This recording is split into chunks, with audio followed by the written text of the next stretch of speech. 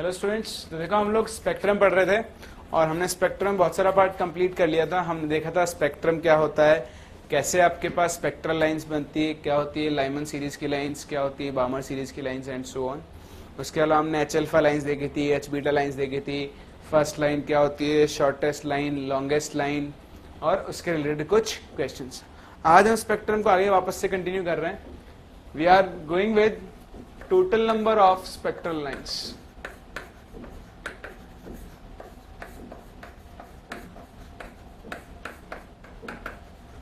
देखो हमने सीखा जब भी आपका कोई इलेक्ट्रॉन किसी हायर स्टेट से किसी लोअर स्टेट एन पर आता है तो वो बहुत सारी लाइंस एमिट करता है और लाइंस के बेसिस पर हमारे पास सीरीज बनती है which are Lyman series, Balmer series and so on. तो जब भी वो किसी हायर स्टेट से लोअर स्टेट पर आएगा तो एक्चुअली वो कितनी लाइन एमिट्स कर रहा है उनको हम एक फॉर्मूले से कैलकुलेट कर सकते हैं। And the formula for total number of spectral lines is equals to n2 minus n1 into n2 minus n1 plus 1 upon 2। इस फॉर्मूले को अप्लाई करके हम यहां पर total number of spectral lines calculate कर सकते हैं। यहां पर n2 क्या होगा, हायर एक्साइटेड स्टेट, और n1 क्या होगी, लोअर स्टेट और ग्राउंड स्टेट। अगर आपको किसी एक स्पेसिफिक सीरीज की लाइन निकालनी है, for example lines of a specific series, यहां पर n2 क्या होगा, तो उसके लिए हम सिंपली सीधा सा फॉर्मूला लगा सकते हैं n2 minus ground state of that series. देखो इन फॉर्मूलेस को हम कैसे अप्लाई करते हैं। सपोज मेरे पास इलेक्ट्रॉन आया 5 से 2, अगर ये 5 से 2 आया तो total number of spectral lines कितना होगा, 5 minus 2 into 5 minus 2 plus 1 upon 2। 5 minus 2 कितना हो जाएगा, ये 3 into 5 plus 1 6, 6 minus 2 is 4 upon 2। कितनी लाइन्स आई, 6। हम देखते हैं क्या एक्चुअली आपके पास 6 लाइन्स बनेगी। तो हम बनाते हैं n इक्वल टू 5 स्टेट और n इक्वल टू 2 स्टेट्स। इनके बीच में और कौन कौन सी स्टेट्स होंगी, 4 एंड 3 होंगी। आपका इलेक्ट्रॉन 5 से 2 आ रहा है तो वो सीधा 5 से 2 आ सकता है एक लाइन, या फिर वो 5 से 3 आ सकता है दूसरी लाइन, या फिर वो 5 से 4 आ सकता है। अगर वो 4 पे आ गया तो 4 से सीधा 2 आ सकता है या 4 से 3 आ सकता है। अगर वो 3 पर आया तो 3 से सीधा किस पर आ सकता है, 2 पर। क्या इसके अलावा और कोई लाइन बन सकती है, यही आपके पास पॉसिबल लाइन है। गिनो 1 2 3 4 5 6, यहां पे कितनी लाइंस बन रही है, 6। दैट मींस जब भी आपका इलेक्ट्रॉन किसी हायर स्टेट n2 से किसी लोअर स्टेट n1 पर आएगा तो आपके पास total number of spectral lines का फॉर्मूला क्या होगा, n2 minus n1 into n2 minus n1 plus 1 upon 2 this. अगर आपको एक स्पेसिफिक सीरीज की लाइंस निकालनी है, मान लो आपको लाइमन सीरीज की लाइंस निकालनी है, तो लाइमन के लिए ग्राउंड स्टेट क्या होती है, 1, लेकिन आपका इलेक्ट्रॉन कहां तक आ रहा है, 2, तो इलेक्ट्रॉन तो 2 तक आ रहा है, तो लाइमन सीरीज की लाइंस क्या हो जाएंगी, 0, क्योंकि लाइमन सीरीज के लिए इलेक्ट्रॉन कहां पर आना चाहिए, 1 पर, लेकिन आपका इलेक्ट्रॉन 1 पर नहीं आ रहा है, तो यहां लाइमन सीरीज की लाइंस क्या होंगी, 0। फिर सपोज मुझे बामर सीरीज की लाइंस बतानी है, तो बामर सीरीज की लाइंस का फॉर्मूला क्या होगा, 5 minus ground state of that series. Balmer series के लिए ग्राउंड स्टेट क्या होती है, 2, सो 5 माइनस 2 इज इक्वल्स टू 3। चलो काउंट करते हैं। देखो एक 5 से 2 1, 4 से 2 सेकंड, 3 से 2 थर्ड। कितनी लाइन है बामर सीरीज की, 3। फॉर्मूले से भी 3 आ रही। मान लो आपको पास्टन सीरीज के लिए लाइंस निकालनी है, तो पास्टन सीरीज के लिए ग्राउंड स्टेट क्या होती है, 3, तो पास्टन सीरीज की लाइंस कितनी होंगी, 5 माइनस 3 शुड बी 2। देखो 5 से 3 1, 4 से 3। तो आप इस फॉर्मूले को किसी भी हायर स्टेट से किसी भी लोअर स्टेट के अप्लाई कर सकते हो। आपका इलेक्ट्रॉन किसी भी हायर स्टेट से किसी भी लोअर स्टेट में आएगा तो total number of spectral lines क्या होंगी, n2 minus n1 into n2 minus n1 plus 1 upon 2। And lines of a specific series क्या होंगी, n2 minus ground state of that series. देखो इसी के ऊपर बेस्ड एक और क्वेश्चन करते हैं हम।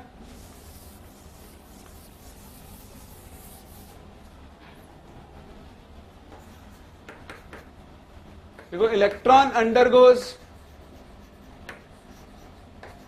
a transition from fourth excited state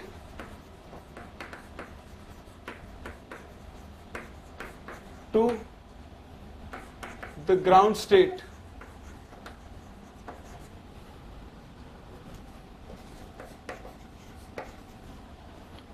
of hydrogen atom. आपके पास एक एटम है, इलेक्ट्रॉन फोर्थ एक्साइटेड स्टेट से कहां पर जा रहा है, ground state of hydrogen atom. Calculate the number of lines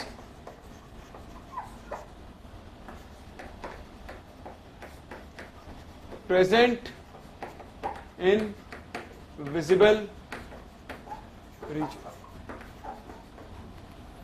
तो आपका इलेक्ट्रॉन 5 से 1 एक ट्रांजिशन शो कर रहा है और आपको इस ट्रांजिशन में उन लाइंस का नंबर बताना है which lies in the visible region. चलो देखते हैं. पहली चीज, आपका इलेक्ट्रॉन कहां से कहां आ रहा है, 5 to 1. 5 to 1 आने पर वो total number of spectral lines कितनी एमिट करेगा, 5 - 1 इंटू 5 - 1 + 1 अपॉन 2, दैट इज 10. खैर हमसे ये नहीं पूछा है, लेकिन हमें फॉर्मूला याद हो जाए इसलिए मैंने आपको ये सॉल्व करके दिखाया और कोई रीजन नहीं है. हमें एक बार हम ये भी लगा लेंगे तो क्या ही फर्क पड़ता है. ठीक है, तो ये तो होंगी total number of spectral lines. लेकिन मुझे क्या बताना है, मुझे बताना है कौन सी लाइंस विजिबल रीजन में लाई करती हैं. विजिबल रीजन की लाइंस कौन सी सीरीज के लिए होती हैं, याद है, UVIII. U stands for ultraviolet. Lyman के लिए था अल्ट्रावायलेट, बामर के लिए क्या होगा, विजिबल. यानी बामर सीरीज की लाइंस कौन सी रीजन में लाई करती हैं, विजिबल रीजन में. बामर सीरीज के लिए ग्राउंड स्टेट क्या होती है, 2. तो हमें इनडायरेक्टली क्या पूछा है कि what will be the number of lines of Balmer series. तो number of lines of Balmer series will be, so number of lines in visible region, this will be equal to N2 minus ground state of Balmer series. वो कितनी होगी, 2. N2 कितना है, 5. 5 - 2 = 2. So out of these 10 lines, 3 lines will be lying in the visible region. समझ में आता है. तो इस तरह से हम यूज करते हैं नंबर ऑफ स्पेक्ट्रल लाइंस को. आपको किसी भी एक स्टेट से दूसरे स्टेट में जाने पर टोटल नंबर ऑफ लाइंस का फॉर्मूला होगा ये, और जिस किसी एक स्पेसिफिक सीरीज की लाइंस निकालनी है तो हायर स्टेट में से उस सीरीज का ग्राउंड स्टेट सब्ट्रैक्ट कर दो तो आपके पास उस स्पेसिफिक सीरीज की लाइंस आ जाएगी. क्लियर है, कोई प्रॉब्लम. चलो इसी टाइप किसी के ऊपर और भी क्वेश्चंस बनते हैं. जैसे हम एक क्वेश्चन और लिख सकते हैं. लिखो लिखो an electron in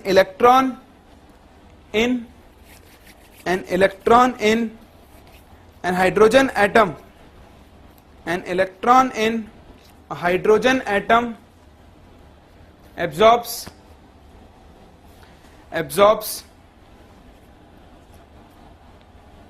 2.86 electron volts of energy. 2.86 electron volts of energy in its first excited state.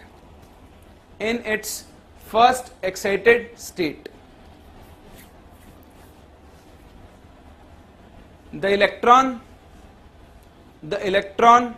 then jumps back.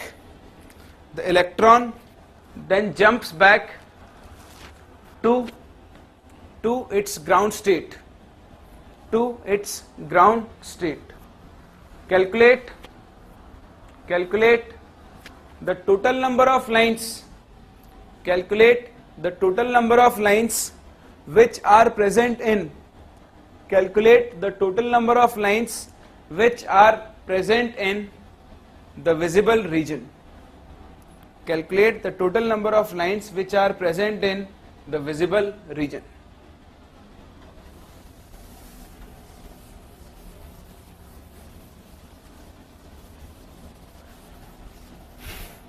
देखो इस क्वेश्चन को आप कर सकते हो आसानी से. ये बिल्कुल पिछले क्वेश्चन के जैसा ही क्वेश्चन है. इसमें आपसे क्या कहा है कि हाइड्रोजन एटम है, उसकी फर्स्ट एक्साइटेड स्टेट में इलेक्ट्रॉन बैठा है. फर्स्ट एक्साइटेड स्टेट का मतलब क्या होता है, n = 2. इस इलेक्ट्रॉन को आपने एनर्जी दी कितनी, 2.86 इलेक्ट्रॉन वोल्ट। यहां पर इसके पास कितनी एनर्जी होती है, 3.4 इलेक्ट्रॉन वोल्ट। तो इतनी एनर्जी मिलते ही ये इस एनर्जी को एब्सॉर्ब करके कहां पहुंच जाएगा, ऊपर। तो आपको ऐसा स्टेट ढूंढना है जिनके बीच में, मतलब ऊपर वाला कोई स्टेट 3 हो, चाहे 4 हो, चाहे 5 हो, सेकेंड और उसके बीच में डिफरेंस कितना होना चाहिए, 2.86 इलेक्ट्रॉन वोल्ट। तो हम लोग फाइंड आउट करते हैं। हाइड्रोजन के लिए ये होता है -13.6, -3.4, this is -1.51, this is -0.85 and this will B -0.54 electron होगा। तो अगर हम E3 E2 देखें, E3 E2 कितना होगा, 1.51 माइनस 3.4। सो 3.4 में से 1.51 गया तो कितना बचेगा, 9। This is 1.89। क्या 2.86 की इक्वल है, नहीं है, यानी 3 तो पॉसिबल, 1 नहीं है। 4 पे जाओ, 3.4 minus 0.85, 5। This would be 13 minus 8, 5, 2.55। ये भी पॉसिबल नहीं है। 5 to 2 जाओ, सो 3.4 माइनस 0.54, 6, 8, 2, 2.86। मतलब इतनी एनर्जी एब्सॉर्ब करके आपका इलेक्ट्रॉन कहां पहुंच जाएगा, 2 से सीधा 5 पे। तो आपका इलेक्ट्रॉन कौन सी स्टेट पे पहुंच गया, n इक्वल टू 5 पे। पहली चीज मैंने ये पता कर ली कि जो एनर्जी मैंने इलेक्ट्रॉन को दी थी उस एनर्जी को एब्सॉर्ब करके इलेक्ट्रॉन कहां पर पहुंच गया है, 4th एक्साइटेड स्टेट, मतलब 5th स्टेट पे। अब वो 5th स्टेट से क्या आएगा, वापस नीचे आएगा। 5th स्टेट से नीचे वापस कहां पर आ रहा है, उसमें लिखा हुआ है ग्राउंड स्टेट पे, that is n equal to 1। तो यहां से यहां आने में जितनी भी लाइंस निकल रही हैं उनमें से आपको कौन सी लाइंस निकालनी है, सिर्फ विजिबल सीरीज की लाइंस या विजिबल रीजन की लाइंस। तो विजिबल रीजन की लाइंस के लिए n कितना होगा, 2, क्योंकि बाल्मर की जो लाइंस होती हैं वो कौन सी रीजन में लाई करती हैं, विजिबल रीजन में। इसलिए 5 से कहां पर आओगे आप, 2 पर। तो 5 से 2 में कितनी लाइंस निकलेंगी, 5 minus 2, that is 3। So again यहां पर कितनी लाइंस विजिबल रीजन में लाई कर रही होंगी, 3, that is lines of Balmer series. तो इस तरह से आप स्पेक्ट्रम को यूज करते हो for calculating number of lines, number of spectral lines. इसके ऊपर एक बहुत ही अच्छे टाइप का क्वेश्चन बनता है, that is our last question. देखो बहुत अच्छा क्वेश्चन है, हम इस क्वेश्चन में करते हैं। लिखो question,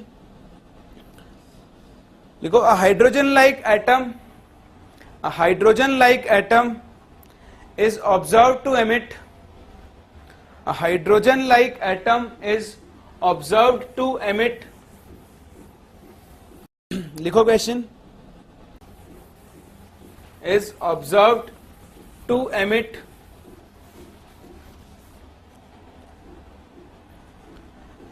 six wavelengths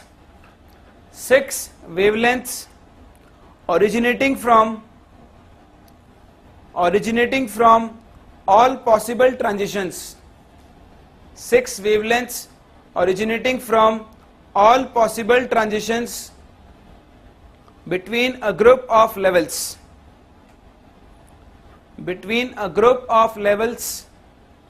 having energies, between a group of levels having energies between minus 0.85 electron volt, minus 0.85 electron volts and minus 0.544 electron volts, having energies between minus 0.85 electron volts and minus 0.544 electron volts। Bracket में लिख देना including these levels, including these levels। calculate dash first part, atomic number of the atom, atomic number of the atom, second to which or the quantum number of the levels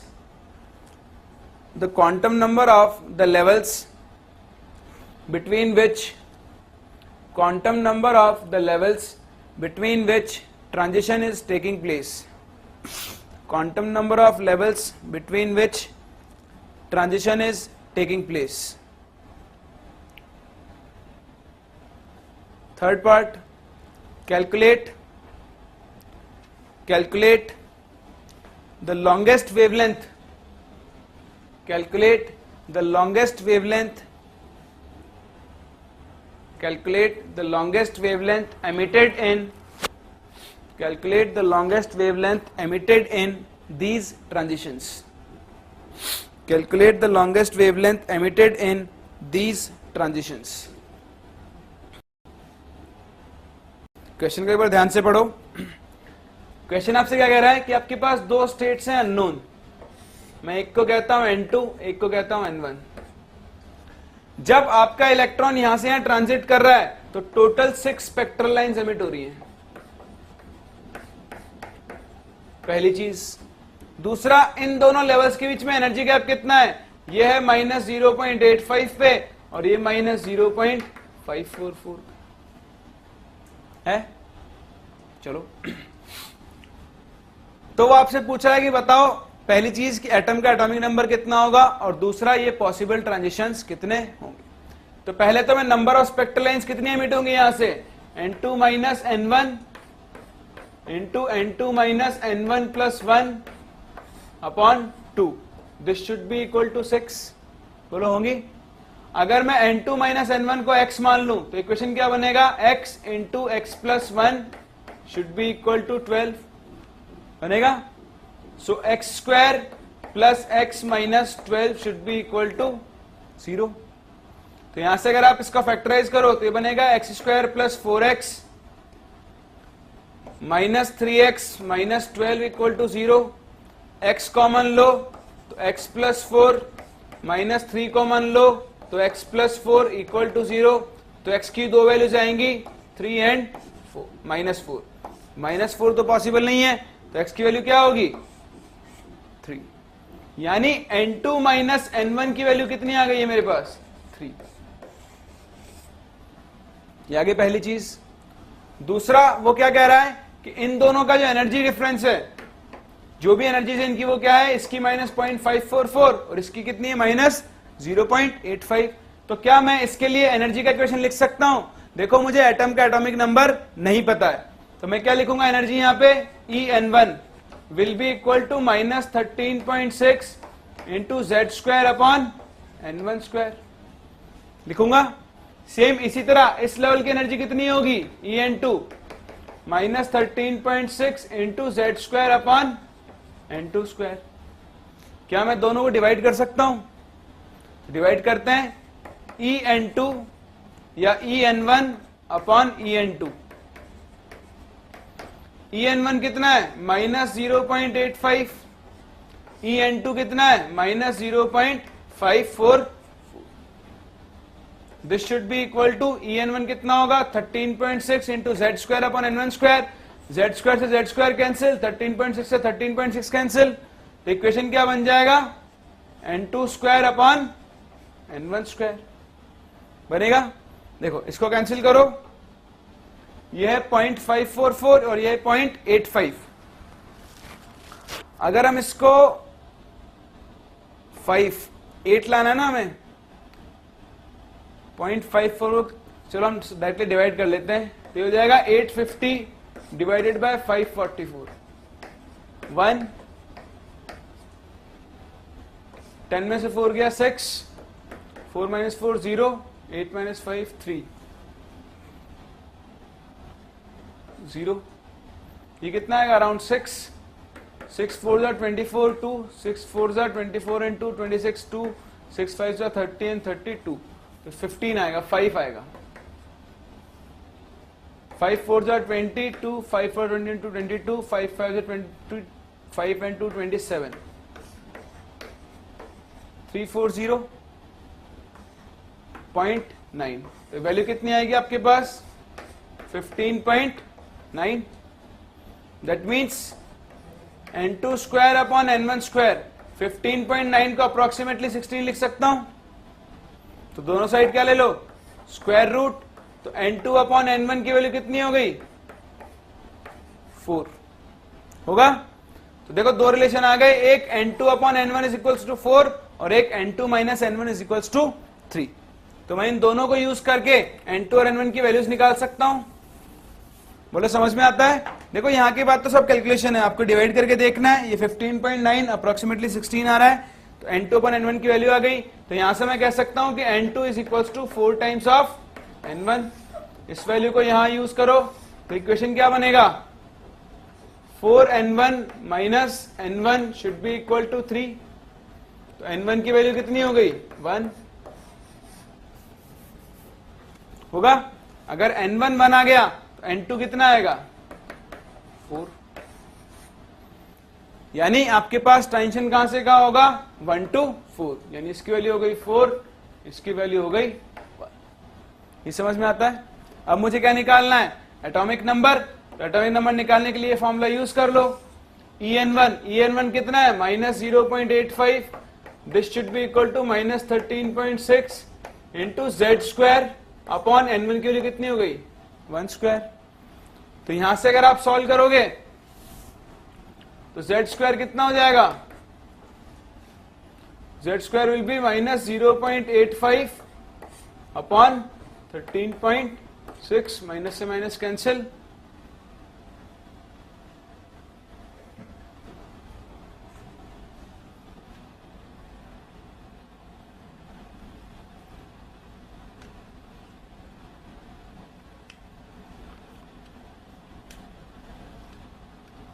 यहां से तो z आपका और भी छोटा आ रहा है।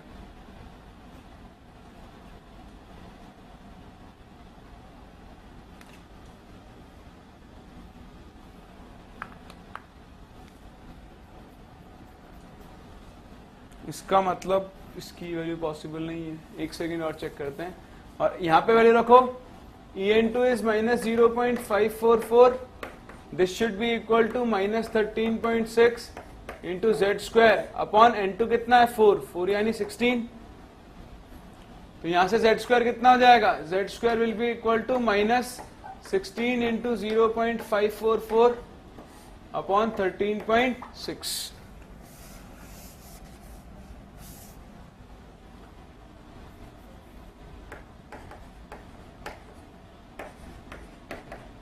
देखो ये अगर आप इसको इससे कैंसिल करोगे तो ये अराउंड 25 जाएगा, क्योंकि हमने देखा है ये होता है -13.6, ये फिफ्थ स्टेट की एनर्जी होती है 0.54। तो ये 25 जाएगा तो जेड स्क्वायर हो जाएगा 16/25, जो कि पॉसिबल नहीं है। मतलब हम कहीं ना कहीं मिस्टेक कर रहे हैं। अब हमें वापस से मिस्टेक ढूंढनी है। इंक्लूडिंग दीज टू लेवल्स है En1 -0.85 है 0.85 है, En2 विल बी 0.544। आप डिवाइड करोगे तो n2 square upon n1 square, this value will be, यहाँ कुछ मिस्टेक है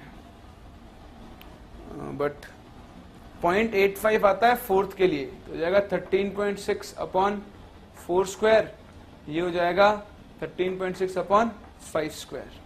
यहाँ मिस्टेक है कुछ ना कुछ।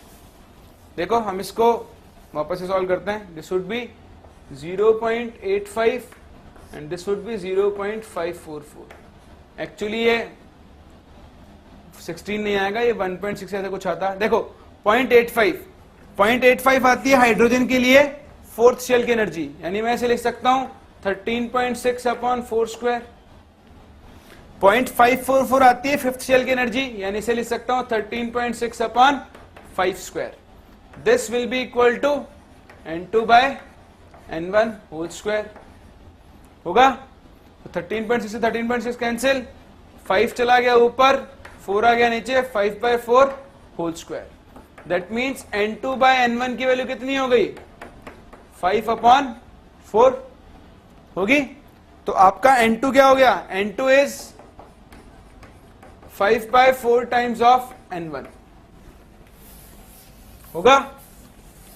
तो इस वैल्यू को यहां पे यूज करो तो इक्वेशन क्या बनेगा आपका 5/4n1 minus n1 should be equal to 3। इसका एलसीएम आएगा 4। 5n1 minus 4n1 is n1। n1 की वैल्यू कितनी आ गई 12। अगर n1 12 है तो n2 कितना हो जाएगा 15। तो ये होंगी आपके पास n1 और n2 की वैल्यूज। दैट मीन्स ट्रांजिशन किस किस के बीच में हो रहा होगा बिटवीन 15 टू 12। अब आपको इसका एटॉमिक नंबर निकालना है तो ये फॉर्मूला यूज कर लो। फॉर्मूला क्या बनेगा -0.85 should be equal to -13.6 into Z square upon 12 square. तो देखो अगेन 0.855 है, 0.85 को क्या लिख सकता हूं मैं -13.6 अपॉन 4 स्क्वायर लिख सकता हूं। 13.6 से 13.6 कैंसिल, तो ये जेड स्क्वायर कितना बनेगा, ये जेड स्क्वायर बनेगा आपका 12 upon 4 whole square. That means Z की वैल्यू कितनी आ गई 3। तो ट्रांजिशन कहां से कहां रहा होगा 15 टू 12। एटॉमिक नंबर कितना होगा 3। दोनों पार्ट कैलकुलेट कर लिए। Third part calculate the longest wavelength and these transitions. तो हम ये ट्रांजिशंस ड्रॉ करते हैं सबसे पहले तो बिटवीन 15 टू 12। 15 और 12 के बीच में क्या होगा, एक तो होगा 14 और एक होगा 13। एक इलेक्ट्रॉन आएगा 15 से 14, दूसरा आएगा 15 से 13, तीसरा आएगा 15 टू 12, या फिर 14 से 12 और 13 से 12, या फिर 14 टू 13। ये लाइंस होंगी। एक बार चेक कर लेते हैं। 15 minus 12 into 15 minus 12 plus 1 upon 2 कितना आएगा, ये 6। वैसे भी हमें 6 दिया हुआ है और टोटल लाइंस कितनी आ गई हैं 6। इनमें से आपको लॉन्गेस्ट वेवलेंथ वाली लाइन निकालनी है। लॉन्गेस्ट वेवलेंथ वाली लाइन कौन सी होगी, लॉन्गेस्ट वेवलेंथ, एनर्जी और वेवलेंथ में क्या रिलेशन होता है, इनवर्स। जिसकी वेवलेंथ लॉन्गेस्ट होगी उसका एनर्जी गैप क्या होगा, मिनिमम। तो आपको इनमें मिनिमम एनर्जी गैप ढूंढना है। तो आपको इन सबकी एनर्जी निकालनी होगी। इसकी एनर्जी कितनी दी हुई है -0.85 इलेक्ट्रॉन वोल्ट। 13 की एनर्जी कितनी होगी -13.6 इंटू 3 स्क्वायर अपॉन 13 स्क्वायर। इसकी एनर्जी कितनी होगी -13.6 इंटू 3 स्क्वायर अपॉन 14 स्क्वायर, और इसकी एनर्जी हो गई -13.6 इंटू 3 स्क्वायर अपॉन 15 स्क्वायर, जो कितनी दी हुई है 0.544 इलेक्ट्रॉन वोल्ट। तो देखो ये 0.85 और ये तो आपको चेक ही करना पड़ेगा एनर्जी के वैल्यूज निकाल के। तो आप ये चेक कर लेना, यहाँ पे जो भी वैल्यूज सबसे कम आए, जैसे ये वैल्यू कुछ आएगी आपके पास 9/144, 9/169, तो इसकी वैल्यू आएगी। ये आपको कैलकुलेट करना होगा। फिर जहां पर भी गैप मिनिमम आ रहा हो उस ट्रांजिशन की आप वेवलेंथ निकाल लो, तो आपके पास क्या आ जाएगी, लॉन्गेस्ट वेवलेंथ। तो ये आप कैलकुलेट कर सकते हो। सबकी एनर्जीज कैलकुलेट करो, जहां भी कम से जहां सबकी एनर्जी आ जाएंगी, फिर गैप्स फाइंड करो। इसका गैप, इसका गैप, इसका गैप, इसका गैप और इसका गैप, हर एक का गैप फाइंड करो। जिसके लिए एनर्जी गैप मिनिमम आ रहा होगा वही क्या देगा आपको, लॉन्गेस्ट वेवलेंथ। ठीक है, आप डायरेक्टली यहां से नहीं बता सकते हो कि कौन सी वेवलेंथ लॉन्गेस्ट होगी, आपको इनके मैग्नीट्यूड्स पता होने चाहिए।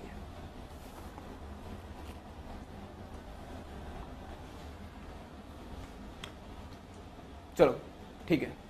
वैसे आपके पास मिनिमम गैप आना चाहिए इसके और इसके बीच में, दैट इज 15 टू 14। क्योंकि देखो जैसे आपके पास n बढ़ता जाएगा, E का मैग्नीट्यूड क्या होता जाएगा, कम होता जाएगा। तो इन चारों में सबसे कम वैल्यू होगी इसकी, और इसके पहले किसकी होगी, इसकी। जो डिफरेंस आएगा वो इन दोनों में ही मिनिमम आएगा, बाकी सब में तो क्या आएगा, गैप मैक्सिमम। तो हम कह सकते हैं कि लॉन्गेस्ट वेवलेंथ के लिए 15 टू 14 आप जाओगे। तो इसे कैलकुलेट कर लो, रिडबर्ग्स फॉर्मूला लगा के आपके पास लॉन्गेस्ट वेवलेंथ आ जाएगी इन टर्म्स ऑफ आर। तो देखो ये होता है टोटल हाइड्रोजन स्पेक्ट्रम, इस तरह से हम इसे यूज करते हैं। ठीक है, this is an important aspect of Bohr's model, और इससे बहुत बार क्वेश्चंस पूछे जाते हैं। ये सब फॉर्म्स आपको यूज करने आने चाहिए और इनमें क्वेश्चंस ट्रिकी होते हैं। ट्रिकी मतलब आपसे, जैसे मैंने आपको कुछ क्वेश्चंस करवाई है, ये बहुत ट्रिकी क्वेश्चंस थे। आपको सोचना था कि इलेक्ट्रॉन कहां से कहां जा रहा है, किसे इंक्लूड करना है, किसे नहीं करना है, सारी पॉसिबिलिटीज आपको देखनी होती है। तो इन क्वेश्चंस को बड़े ध्यान से किया करो, इनमें जल्दबाजी नहीं करनी है, आप आराम से करोगे, आपका आराम से आंसर आ जाएगा। ठीक है, तो ये था आपके पास बोर्स मॉडल और इसके एप्लीकेशन।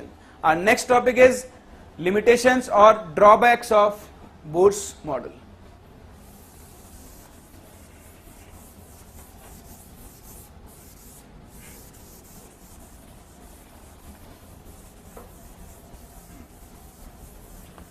तो देखो, बोर्स मॉडल की कुछ लिमिटेशंस थे जिनको हम लिस्ट कर सकते हैं। Will put the heading limitations और drawbacks of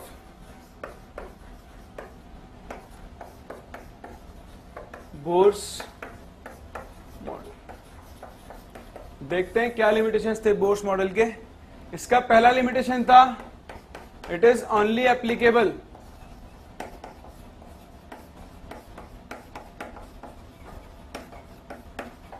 to single electron species.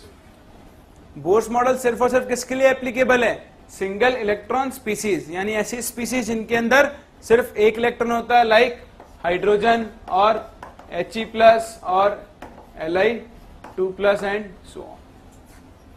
अगर आपके पास दो या दो से ज्यादा इलेक्ट्रॉन्स है तो उनके लिए बोर्स मॉडल एप्लीकेबल नहीं है। सेकंड, इसका सेकंड ड्रॉबैक था कि देखो, व्हेन आप लिख सकते हो व्हेन इलेक्ट्रिक फील्ड और magnetic field is applied, when electric field or magnetic field is applied, the spectral lines were found to be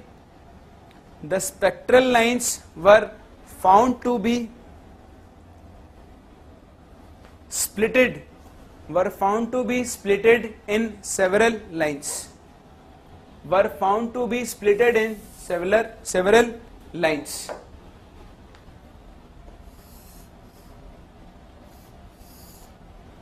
Bohr's model cannot explain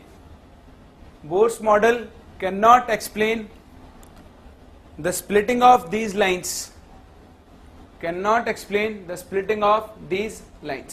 देखो, सपोज आपके पास ये एक लाइन थी, जैसे ही आपने यहां पे इलेक्ट्रिक फील्ड या फिर मैग्नेटिक फील्ड अप्लाई किया तो these lines were found to be splitted in several lines like this.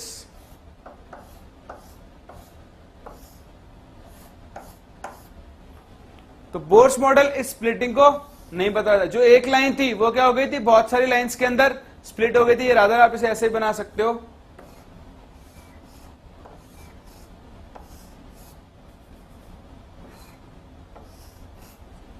Bohr's model can not explain why this splitting occurs. ये स्प्लिटिंग आखिर क्यों हुई थी? अगर आप इलेक्ट्रिक फील्ड लगा रहे हो, when splitting occurs in presence of electric field, तो इसे हम बोलते हैं Stark effect.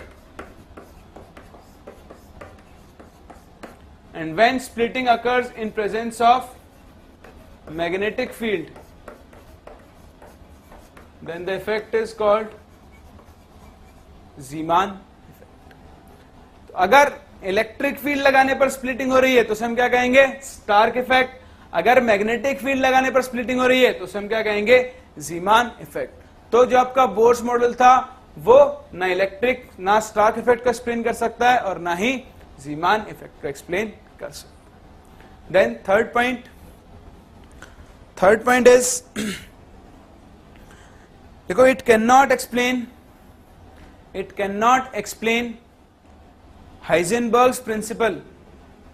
It cannot explain Heisenberg's principle of uncertainty. It cannot explain Heisenberg's principle of uncertainty. ये Heisenberg principle हम लोग आगे पढ़ेंगे। तो ये बोर्स मॉडल के ऊपर एप्लीकेबल नहीं होता है। क्यों नहीं होता है, इसका भी कोई रीजन नहीं है। तो ये कुछ ड्रॉबैक्स हैं आपके बोर्स मॉडल के। जिनकी वजह से ये मॉडल फेल नहीं हुआ था, बट ये इसके कुछ लिमिटेशंस है जिनको वो एक्सप्लेन नहीं कर पाया था। चलो, तो यहाँ हमारा बोर्स मॉडल खत्म होता है। हमने देखा कि बोर ने बहुत कुछ डिफाइन किया जिसकी हेल्प से आज हम एटम्स के बारे में इतना कुछ जानते हैं।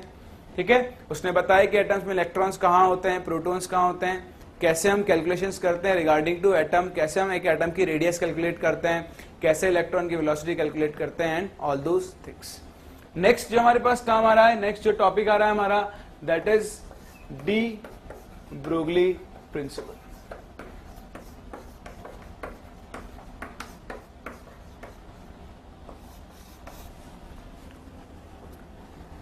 देखो, डी ब्रोगली ने क्या कहा था, डी ब्रोगली ने लाइट के डुअल नेचर को प्रूव किया था।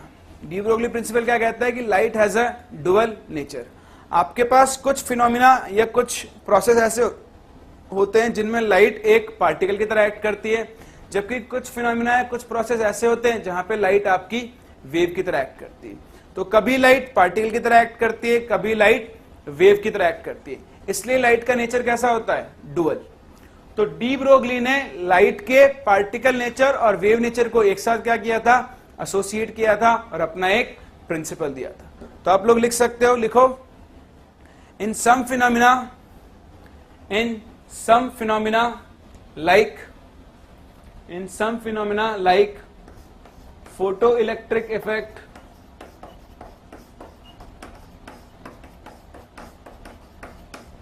और black body radiation,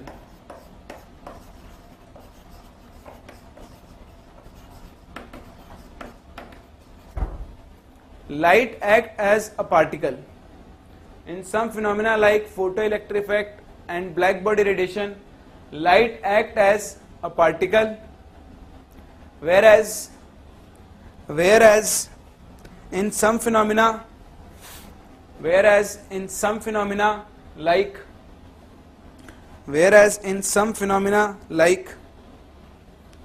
reflection, refraction, in some phenomena like reflection, refraction, diffraction, light act as a wave, and therefore we can say that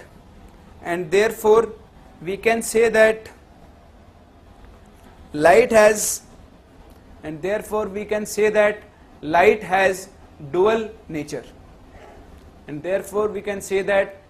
has dual nature, ठीक है। आगे paragraph change करके लिखो, de Broglie associated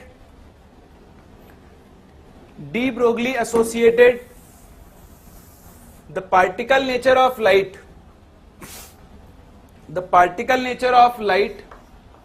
with its wave form,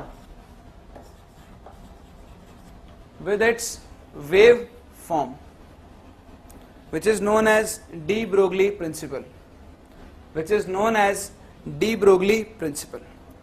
तो देखो, light का nature कैसा होता है, डुअल। वो कभी पार्टिकल की तरह एक्ट करती है, कभी वेव की तरह एक्ट करती है। तो डी ब्रोगली ने क्या किया था, डी ब्रोगली ने लाइट के पार्टिकल और वेव नेचर को एक साथ किया था, एसोसिएट। और देखो, पार्टिकल का जो कैरेक्टरिस्टिक होता है वो होता है उसका मोमेंटम। किसी भी पार्टिकल की कैरेक्टरिस्टिक होती है क्या, उसका मोमेंटम। और किसी भी वेव की कैरेक्टरिस्टिक क्या होती है, उसका वेवलेंथ।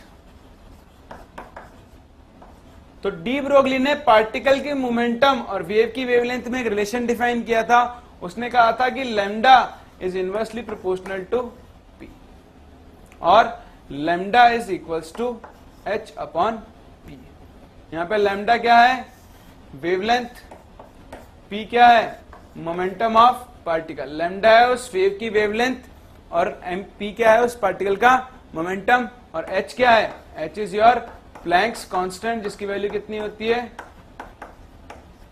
Joules into second. तो ये डी ब्रोगली प्रिंसिपल होता है कि lambda is equals to h upon P.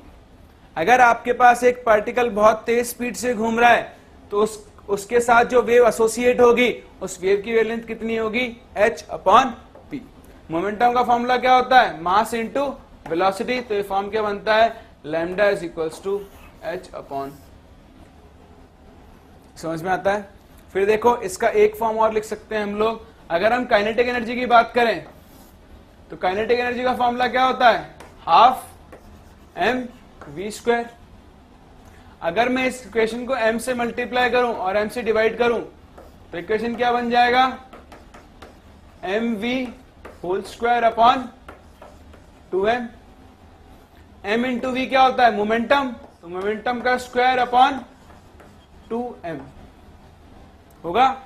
तो p की वैल्यू कितनी आ गई यहां से, √2m k इंटू, तो मैं डी ब्रोगली इक्वेशन का पूरा फॉर्म लिख सकता हूं, lambda is equals to h upon p, this should be equal to h upon mv should be equal to h upon p को किससे रिप्लेस कर सकता हूं, 2m k into.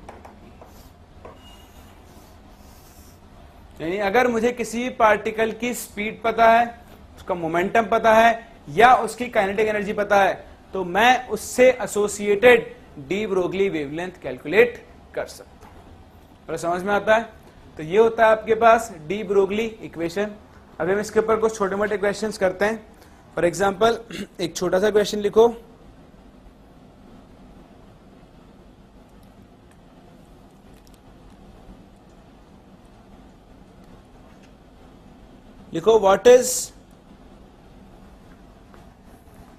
what is the de Broglie wavelength, what is the de Broglie wavelength associated with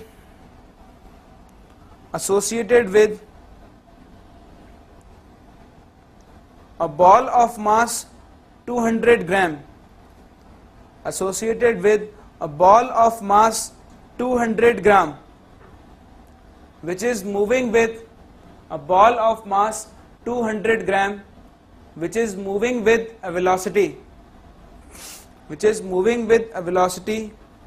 30 into 10 raised to power 2 meters per second, which is moving with the velocity 30 into 10 raised to power 2 meters per second.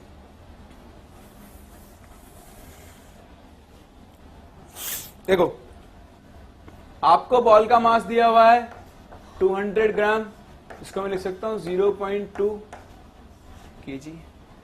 इसकी velocity कितनी दी हुई है, 330 into 10 raised to power 2 meters per second, that is 3 into 10 raised to power 3 meters per second। इसका momentum कितना होगा, momentum is m into v, m is 0.2 into v is 3 into 10 raised to power। देखो मास आपको KG में लेना होगा क्योंकि यहाँ पे आंसर्स आपके एसआई यूनिट्स में आएंगे, h की वैल्यू हम एसआई यूनिट्स में यूज करते हैं ना, इसलिए आपको मास भी केजी में लेना होगा और वेलोसिटी लेने की मीटर्स पर सेकंड। तो ये कितना हो गया, न्यूटन इंटू मीटर पर सेकंड, न्यूटन्स पर सेकंड, केजी इंटू मीटर है ना, सिंपली केजी इंटू मीटर पर सेकंड लिखो इसे। ये आ गया इसका मोमेंटम। तो लैम्डा इक्वल टू क्या होता है, h अपॉन p। h की value 6.62 into 10 raised to power minus 34 upon इसकी वैल्यू कितनी हो गई, 6 इंटू 10 raised to power 2। तो कितना हो जाएगा 1.1 into 10 raised to power minus 36। तो ये आएगी आपके पास इस बॉल के साथ एसोसिएटेड वेवलेंथ मीटर्स। पार्टिकल जितना बड़ा होगा उससे एसोसिएटेड वेवलेंथ क्या होती जाएगी, उतनी ही छोटी। समझ में आता है? तो ये सिंपल फॉर्मूला है, वैल्यूज पुट करनी है और आपको यूज करना है। लेकिन इसी के अंदर कुछ और फॉर्म्स भी बनते हैं। देखो कभी कभी क्या होता है, आपको ये दिया होता है कि एक चार्ज पार्टिकल है जिसे आपने एक पोटेंशियल लगाकर एक्सेलरेट किया है। देखो उस केस में क्या होता है, सपोज आपके पास दो इलेक्ट्रोड्स हैं, एक पॉजिटिव इलेक्ट्रोड एक नेगेटिव इलेक्ट्रोड, कैथोड इसे कह लो एनोड कह लो। तो दो इलेक्ट्रोड्स हैं, इनके बीच में एक चार्ज रखा हुआ है Q और आपने इन दोनों के बीच में एक पोटेंशियल अप्लाई किया V। जैसे आप इन पे पोटेंशियल अप्लाई करोगे ये चार्ज या तो इधर मूव करेगा या फिर इधर मूव करेगा, यानी इसके पास क्या आ जाएगी, कुछ ना कुछ काइनेटिक एनर्जी। ये काइनेटिक एनर्जी कहां से आई, ये वोल्टेज अप्लाई करने की वजह से। तो हम यहां कह सकते हैं कि kinetic energy will be equal to the work done by applied voltage. और किसी भी चार्ज के ऊपर आपने जितना वोल्टेज अप्लाई किया है उसका जो वर्क डन होता है वो होता है charge into potential. So kinetic energy किसके बराबर हो जाएगी, Q इंटू V के बराबर। तो यहां पे हम काइनेटिक एनर्जी को रिप्लेस कर सकते हैं, तो हमारे पास लैम्डा का एक और फॉर्म बनता है which is H upon root 2QVM। यहां पे Q क्या होगा, चार्ज ऑन पार्टिकल, और M क्या होगा, मास ऑन पार्टिकल। तो एक और फॉर्म है जिसको आपको यूज करना पड़ सकता है। देखो इसके ऊपर बेस्ड एक क्वेश्चन करते हैं। लिखो क्वेश्चन, देखो what is the de Broglie wavelength, what is the de Broglie wavelength associated with an electron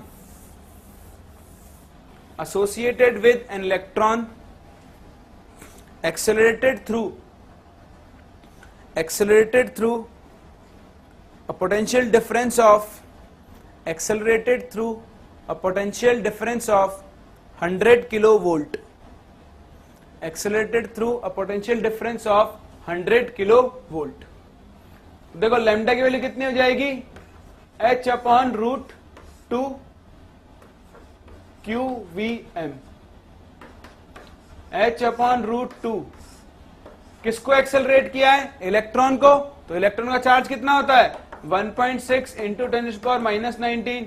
यहां पे H की वैल्यू रख दो। वोल्टेज कितना है 100 किलोवोल्ट। 100 किलोवोल्ट का मतलब 100 इंटू 10⁻³ इंटू M किसका आएगा, मास ऑफ इलेक्ट्रॉन 9.1 इंटू 10⁻30। इसको हम सॉल्व कर लेंगे तो हमारे पास क्या आ जाएगी, वेवलेंथ। तो ये कैलकुलेशंस है, कैलकुलेशन पार्ट आप कर सकते हो। तो देखो ये था आपके पास डी ब्रोगली प्रिंसिपल। अब फर्दर हम इसको एसोसिएट करेंगे विद बोर्स मॉडल। तो आप लोग हैंड डालो next, association of de Broglie principle, association of de Broglie principle with Bohr's model, association of de Broglie principle with Bohr's model.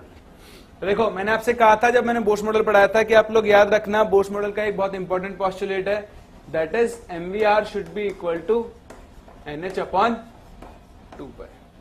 ठीक है, जैसे हम ट्रांसफॉर्म करते, देखो 2π को उधर ले जाता हूं, MV को नीचे ले जाता हूं, तो क्या बन जाएगा 2πR should be equal to NH upon MV। तो यहां से आपको H अपॉन MV दिख रहा है। डी ब्रोगली प्रिंसिपल के हिसाब से H अपॉन MV को कितना ले सकता हूं मैं, लैम्डा। तो 2πR इज इक्वल टू कितना बन गया आपके पास, N लैम्डा। तो यहां से N क्या बन जाएगा 2πR अपॉन लैम्डा, जिसे हम क्या बोलते हैं, जिसे हम बोलते हैं नंबर ऑफ वेव्स।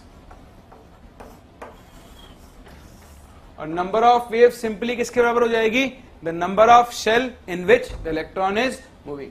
सपोज अगर आपका इलेक्ट्रॉन सेकंड बोर ऑर्बिट में घूम रहा है तो वो कितनी वेव्स बना रहा होगा, 2। कैसे, देखो लाइक दिस 1 2। अगर आपका इलेक्ट्रॉन थर्ड बोर ऑर्बिट में घूम रहा है तो वो 3 वेव्स बना रहा होगा लाइक दिस। अगर आपका इलेक्ट्रॉन फोर्थ बोर ऑर्बिट में घूम रहा है तो वो 4 वेव्स बना रहा होगा लाइक दिस। अगर वो n इक्वल टू 5 में घूम रहा है तो वो कितनी वेव्स बना रहा होगा, 1 2 3 4 एंड 5। 1 2 3 4 5।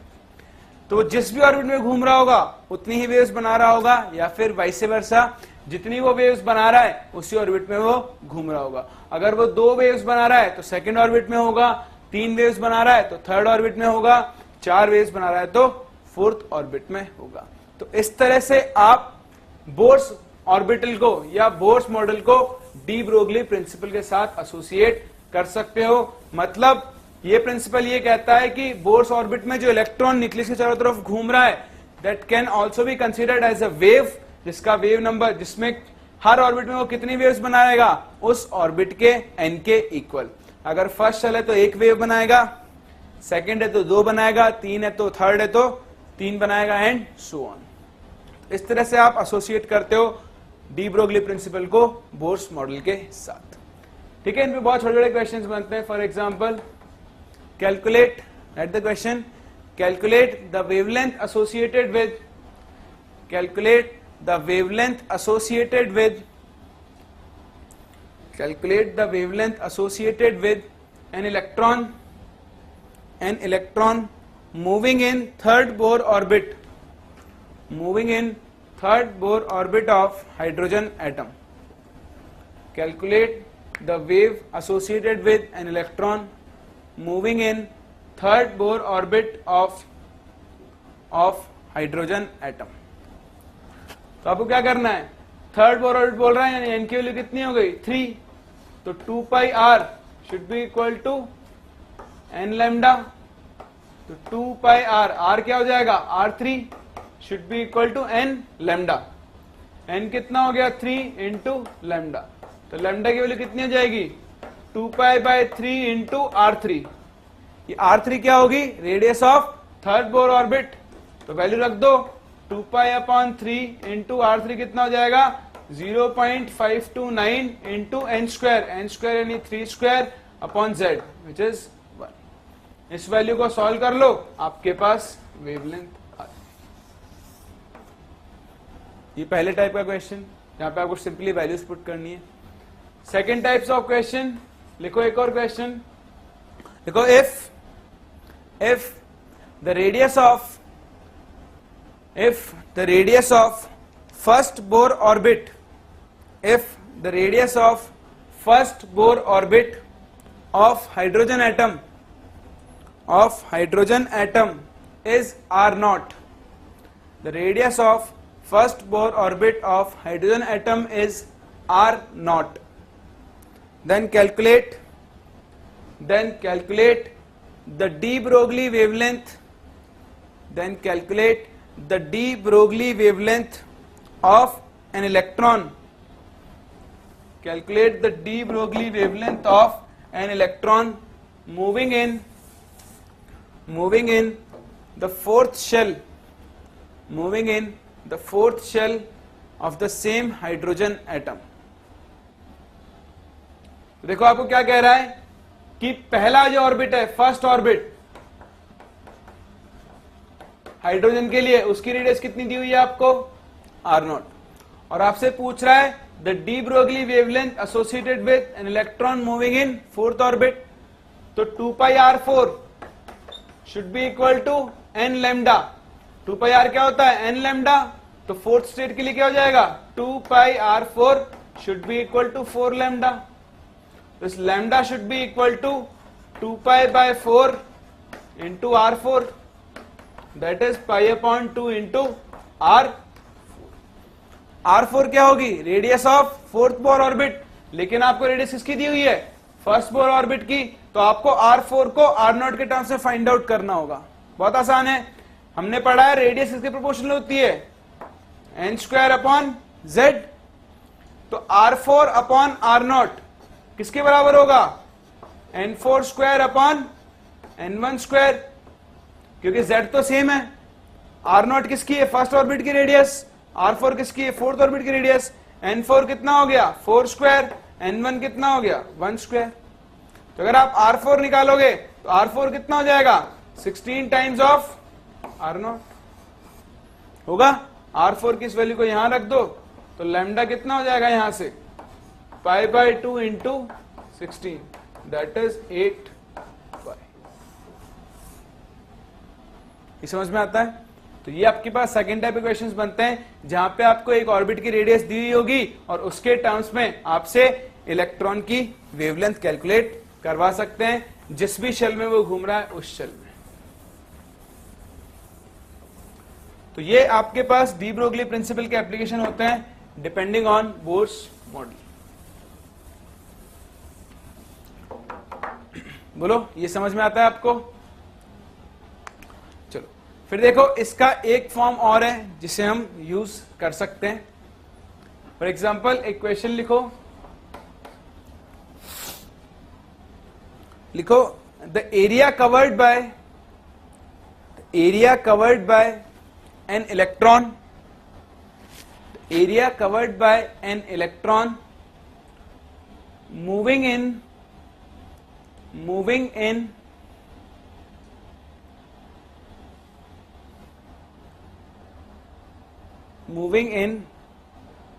the